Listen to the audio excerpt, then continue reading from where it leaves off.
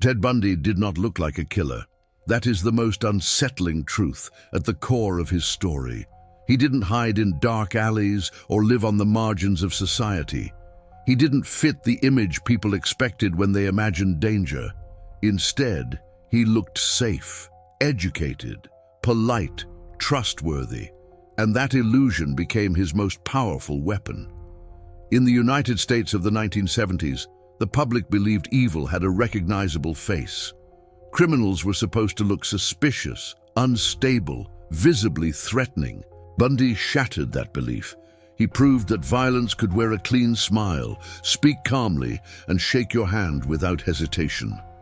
Born in 1946, Bundy grew up surrounded by a foundational lie about his own identity. For years, he believed his mother was his sister and that his grandparents were his parents. While this does not explain his crimes, it planted early fractures in his sense of self, fractures defined by shame, control, and a deep need for dominance. Even as a young man, Bundy displayed an intense desire to manipulate how others perceived him. What made him uniquely dangerous was not just what he did, but how easily he moved through society while doing it. He studied psychology, he worked political campaigns, he enrolled in law school.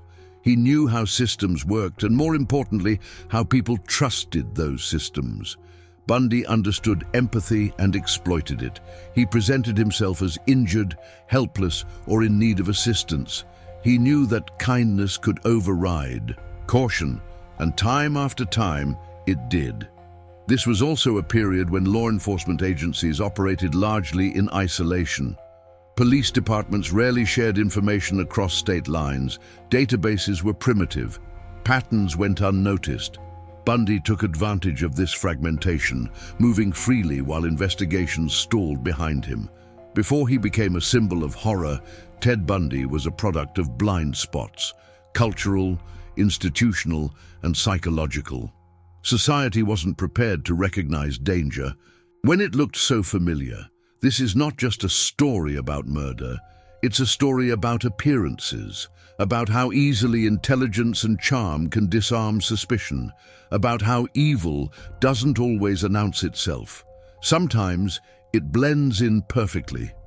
And that is where the real story begins. It's under the surface.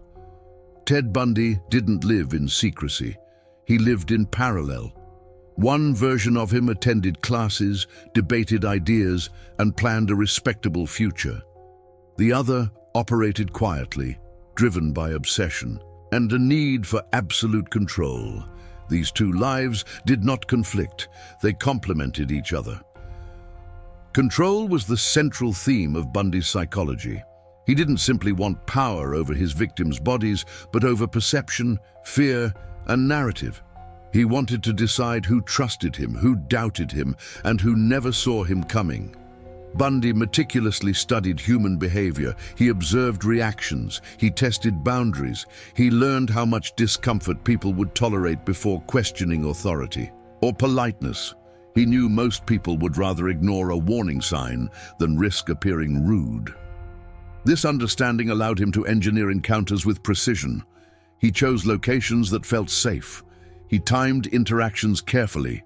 He used language that disarmed rather than alarmed. Nothing was impulsive, everything was rehearsed. What made him especially dangerous was his ability to compartmentalize. Bundy could discuss philosophy or politics minutes before committing acts that required emotional detachment. This separation allowed him to function without visible cracks for years. Friends, colleagues, and even romantic partners described him as intelligent and ambitious. When suspicions arose, they were often dismissed as impossible. "He doesn't seem like that kind of person," became his shield. This psychological camouflage delayed investigations and confused authorities. Witness descriptions often contradicted the idea of a serial offender. Bundy didn't fit the profile. Experts were trained to recognize. Even when evidence began to surface, Bundy exploited legal knowledge to undermine the process.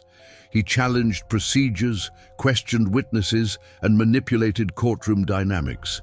He didn't just fight the system, he performed within it. The double life wasn't a flaw in his character, it was the structure of it. And the more confidence society placed in appearances, the more invisible he became. As time passed, Ted Bundy grew more confident, not because he was smarter than everyone else, but because he kept getting away with it. Each failure to stop him reinforced a dangerous belief that he was untouchable. Escalation is common in serial offenders, but in Bundy's case, it followed a pattern tied to ego. The more successful he felt, the greater the risks he took. He began operating in broader daylight. He relied less on isolation and more on persuasion. Law enforcement struggled to connect the dots. Reports came from different jurisdictions. Victims shared similarities, but there was no centralized system to recognize patterns quickly. Bundy existed in the gaps between agencies. Media coverage, when it appeared, often focused on isolated incidents. The idea of a single individual responsible for multiple crimes across states seemed extreme at the time. Bundy benefited from that hesitation. What truly protected him, however, was disbelief. People struggled to reconcile his appearance with the reality of what was happening. The mind resists, accepting that danger can look ordinary. Bundy understood this resistance. He counted on it, and for years it worked. When Ted Bundy was finally arrested, it wasn't the end, it was a transformation. For Bundy, capture became another stage, another audience, another opportunity to exert influence. He represented himself in court, turning trials into performances. He spoke confidently, challenged authority, and used the legal system as a psychological battlefield. For many observers, the spectacle was unsettling. The accused did not behave like someone afraid. Bundy thrived on attention. Cameras fed his ego. Interviews allowed him to shape the narrative. Even in confinement, he sought dominance over juries, journalists, and the public imagination. This phase revealed something crucial.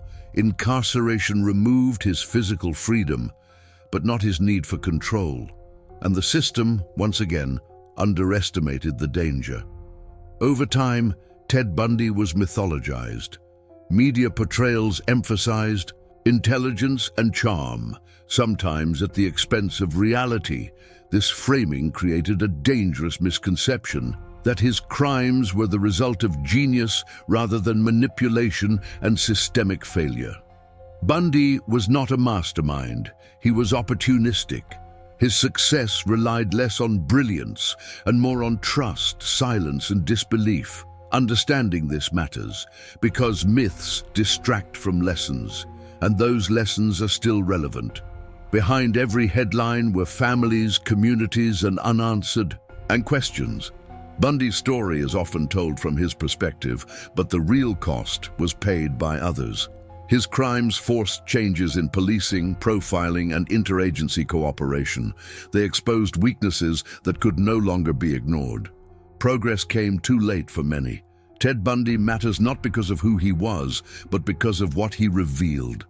That danger does not always announce itself. That charm can be a mask. That systems fail when they trust appearances more than patterns. The real lesson is not about one man.